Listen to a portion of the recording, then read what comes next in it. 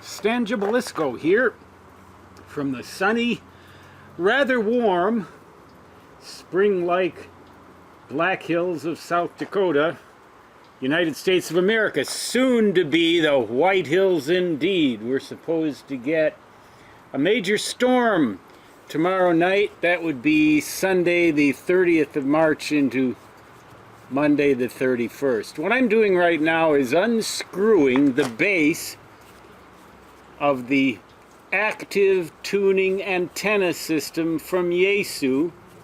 It comes off like an SO239 on the bottom like this.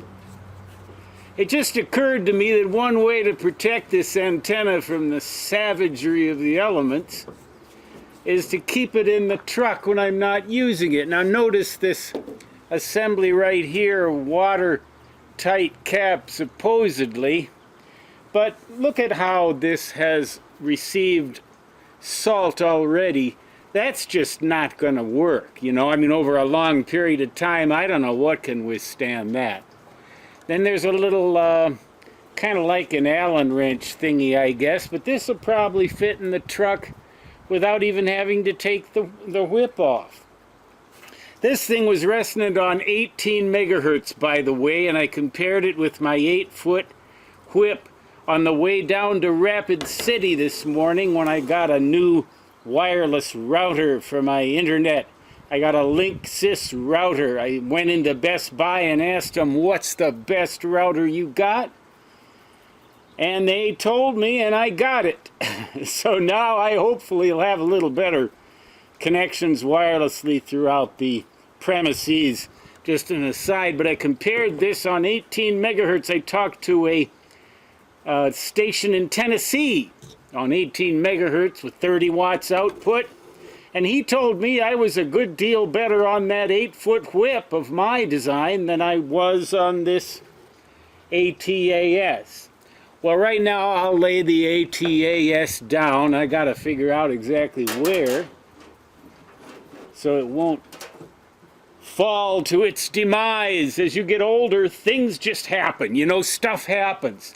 You trip over things, things fall off the wall all by themselves. I was going to write a science fiction story about that one time.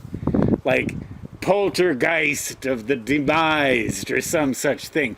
Now this little thing is an old PL259 that I sealed up and put a rubber cap on there, so that what I can do is I can just screw that thing right down over the top of this connection like that to keep the weather and the salt and everything out of there. Just screw it down good and tight, and then I can keep this ATAS when I'm not actually using it. I can keep it out of the elements so it isn't good, so it'll last longer. I mean, they just think you can't expect anybody to make something that'll withstand the rigors of a climate like this for very long. I mean, it's just out of the question. Except my whip antenna. I mean, there's really nothing there to go wrong. Well, that's enough from here. So the Tale of Two Antennas continues on 18 megahertz. See the bottom of that thing? It's like a PL259 looking at you. That's what the guy at Texas Towers said when I bought it. And that's exactly what it looks like to me. But anyway, now that thing isn't going to work at all, obviously.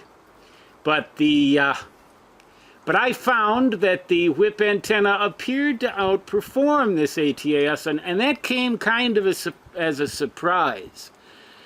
21 megahertz they tied, 24 megahertz my whip did better, 28 megahertz I haven't tested yet, but I don't think there's any need. 10 megahertz this ATAS did better.